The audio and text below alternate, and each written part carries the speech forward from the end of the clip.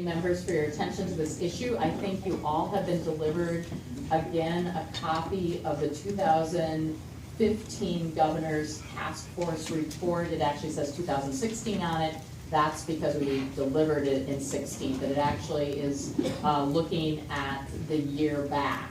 And so I just want to review for you, Mr. Chairman and committee members, that the Governor's order that we work under as task force members directs us to come up with a plan for the governor, and we actually think of all of you too as our audience, to connect all Minnesotans, businesses and individuals, with a plan border to border with broadband, high-speed broadband. And this year, I think the FCC helped make that easier by updating their definition of broadband with a speed of 25 and 3. There are lots of speeds running around out there, as you've already heard, but 25 and 3 is the most basic speed that we use. And so when you hear us talk about this, we also talk about really a priority of the unserved Minnesotan. And so that's another thing that you want to keep in mind. That is the Minnesotan who really doesn't have a speed that gets them connected to the internet, able to do the most basic tasks. And when we talk about that, we think about this list that's on page 9 of the task force report, and you may want to pull that out.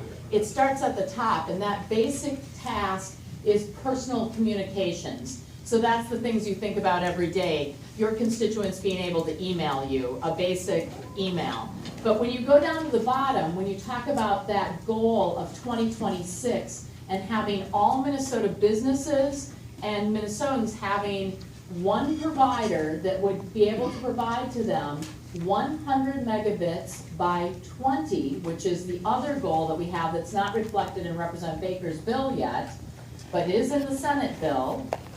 When you think about that, that's more like something that would be at the bottom of this list, like your nursing homes being able to transmit the electronic medical record, which many of them cannot do seamlessly today. Or your hospitals being able to do multiples of those at a time. Hospitals have better connections, but I would tell you long-term care facilities, not so good. And the ability of elderly people in their homes to have their blood pressures checked or their weights checked or whatever, that is not so good today. And that's what we're talking about in the future. When you want to talk about what the future is, it's about my 92-year-old mother who lives in Judson Township who can't connect today, but hopefully in the future, her children who live nearby, who are 65 and 70-year-olds, will be able to connect and live in their home and age in place. So that's the future that we're talking about for Minnesotans when we talk about the broadband task force. I want to highlight a couple of other issues that you're going to hear a little bit more about from the panelists. You'll hear a lot in this legislative session about CAF II dollars coming in the state. And this is not a cow, it's not a baby calf. These are important federal dollars that our incumbent carrier providers have raised their hand and said they will take. Those dollars are important dollars, but they have huge restrictions on them about the places in the state they will go. And it also means you still need to do your job and put money into this fund to connect more Minnesotans to broadband. This is a $3 billion job we have to do to connect all Minnesotans. And we're only asking the public to do a small part of it. In the past 4 years, you've invested $30 million in this program. It's leveraged $41 million of private investment. It's terrific. You can do more this year with one-time dollars. And think about that great, what's going to happen in the future. I know that Mr. Schreiner is going to talk about what the CAF II dollars are going to do, but it's still a big hurdle to make. So I want to talk just a little bit more about the speed goal issue, because that's probably one of the biggest fights you'll have. So this issue of 10.1, 10.3, what to set it at, 25.3, 100 by 100 symmetrical. So there's a difference between a goal and what the fund program has. So please keep that in mind.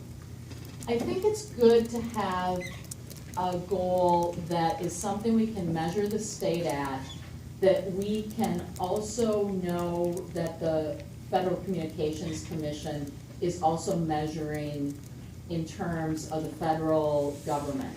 And so that's one of the reasons that we chose to say it's the speed of the FCC 25 and 3. We think that's important. And then this 100 by 20 is a stretch goal, and we think that is important as well. But the important work of the 100 scalable is also a goal. And so in some cases, goals can be too little and too small. It's like the 3 bears.